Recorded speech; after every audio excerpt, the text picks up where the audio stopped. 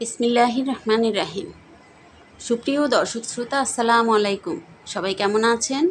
কাছে দূরে, দেশ ও দেশের বাহিরে যে যেখানে আছেন, কামনা করি সবাই খুব ভালো আছেন।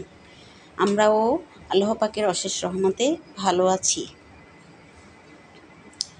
রান্নার ফাঁকে ফাঁকে রুমটা গুছিয়ে নিচ্ছিলাম। আজকে রুমের চাদর চেঞ্জ করেছি। এই চাদরটা ছিল যদিও রুমের পুরো জিনিসের সাথে মেলানো, এখন একই কালারের অ্যাডজাস্ট করা আর কি। উঠিয়ে ফেলেছি, এখন এটা বিছিয়ে দিয়েছি, দেখিয়ে দিলাম এভাবে রুমটা চাদর বিছিয়ে নিয়েছি খাটে। আর পর্দা লাগিয়েছি, পর্দার কালার, তারপরে আমার এই ফ্যানের কালার একই কালারের, খাটের কালারের মতোই, ঘিয়া কালার আর কি, বার্নিশ যেটা, ওই কালারের পর্দাগুলো। আমার পর্দাগুলো অনেক অনেক আগের, কিন্তু আমার সংসার জীবনের প্রথমের। আধুনিকতা এর মধ্যে নেই, আপনারা কেউ কিছু মনে করবেন না, এগুলো তো ফেলে দেওয়া যাবে না। তাছাড়া এখন আরও নতুন কিনে অন্যান্য রুমেও লাগাতে হবে, একসাথে তো সব কিনা যায় না। অনেক জিনিস আমার নতুন নতুন করে নিতে হচ্ছে, ওগুলো আস্তে ধীরে, এখনও কিচ্ছুই করি নাই, কিছুই না, আগেরগুলো দিয়েই কোনো রকম আর কি চালাচ্ছি। তো আমি আমার পর্দাগুলো এভাবে লাগিয়েছি জানালায়, আর খাটটা এভাবে বিছিয়েছি।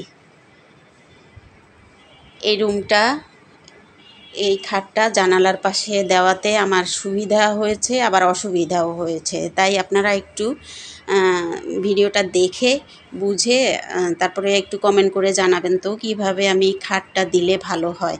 খাট যদি আমি উত্তর দিক দিয়ে এভাবে দেই, তাহলে আমার বাথরুমে যাওয়ার সমস্যা। বাথরুমটা যে পশ্চিম দিকে পড়ছে আর জানালা পড়ছে দক্ষিণ দিকে, জানালার সাইডে মানে দিলে এভাবে উত্তর আর দক্ষিণে লম্বালম্বিভাবে যদি খাটটা দেই, তাহলে আমার বাথরুমে যাইতে সমস্যা হয়, আর রুমেরও সৌন্দর্য অন্যান্য জিনিসগুলো আমি রাখতে পারি না জানালার কারণে।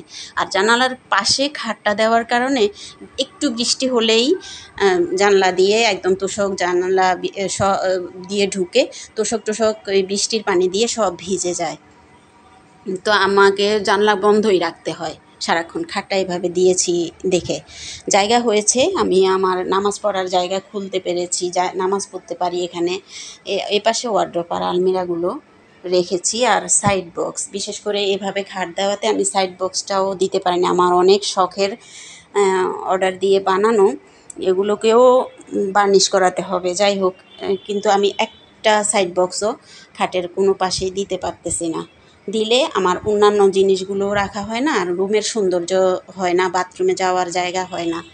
তো এখন আপাতত রুমটা এভাবেই করে নিয়েছি, গুছিয়ে নিয়েছি। খাটের পিছনে আবার জায়গা আছে এই যে ফিলারগুলোর জন্যই।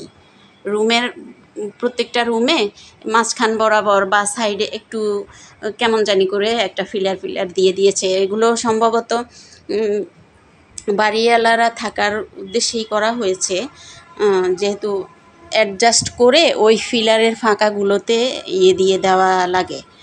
ক্যাবিনেট বানিয়ে রাখলে জিনিসপাতি রাখতে ওই সিস্টেমে করা হয়েছে, জিনিসপাতি রাখতে তখন সুবিধা হয়। তো আমরা দেখি, আমি ওইভাবে ক্যাবিনেট বানিয়ে নিব, আর অ্যাডজাস্ট না করা আর কি, ফিক্সড না করাগুলোও বানিয়ে নিতে হবে।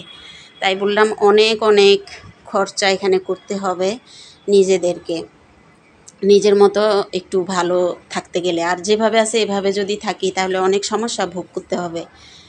যেখানেই যাই ভাড়া, আমরা তো ভাড়াটিয়া, ভাড়া দিয়েই থাকতে হবে। সুবিধা খুঁজতে গেলে ওই যে পয়সায় কুলায় না, সুবিধা নিয়ে ওইভাবে করতে আমাদের পক্ষে সম্ভব না। আর ওইভাবে করতে গেলে তাহলে আমাদেরকে বাড়িওয়ালা হতে হবে। যাই হোক, আল্লাহ যদি সব পূরণ করে। এখন এভাবেই করেছি, আমার রুমটা এভাবে সাজিয়েছি, বিছানাটা এভাবে গুছিয়ে নিয়েছি। বিশেষ করে খাটটা রাখার ব্যাপারে আপনাদের কোনো পরামর্শ যদি থেকে থাকে তাহলে আমাকে প্লিজ কমেন্টের মাধ্যমে জানাবেন। আর এখন আমি যেভাবে রেখেছি এটা কেমন হয়েছে সেটাও আমাকে একটু কমেন্টের মাধ্যমে জানাবেন। আমার রুমের। এখনও এদিকে আমি গুছগাছ করি নাই, এভাবেই ওয়ার্ড্রপটা রেখেছি। আলমিরাটা ছোট্ট একটা আলমিরা, আর সাইড বক্সটা এখন আপাতত এখানেই রেখেছি। আমি সব গুছানো শেষ করে আপনাদের সাথে রুম ট্যুর শেয়ার করব ইনশাল্লাহ। আপনাদের যদি উৎসাহ পাই, আপনাদের থেকে যদি উৎসাহ পাই, আমাকে উৎসাহ করবেন ভিডিও দেখে। কিভাবে কি করলে ভালো হয় একটু পরামর্শ দিবেন। আমার ভিডিও লাইক কমেন্ট শেয়ারের মাধ্যমে সবার কাছে পৌঁছে দিতে আপনারা সাহায্য করবেন। আর যারা যারা করেছেন লাইক কমেন্ট শেয়ার ভিডিও দেখা শুরু থেকেই, আপনাদেরকে অসংখ্য ধন্যবাদ। নতুন বন্ধু হলে সাবস্ক্রাইব করে যুক্ত হবেন, আমার পাশে থাকবেন, আমাকে সামনে আগানোর জন্য সাহায্য করবেন। আপনাদের কাছে এই অনুরোধ রেখে আপনাদের সুস্বাস্থ্য কামনা করে আর আমাদের জন্য দোয়া চেয়ে আপনাদের সবার কাছ থেকে আজকে বিদায় নিচ্ছি। আল্লাহ হাফেজ।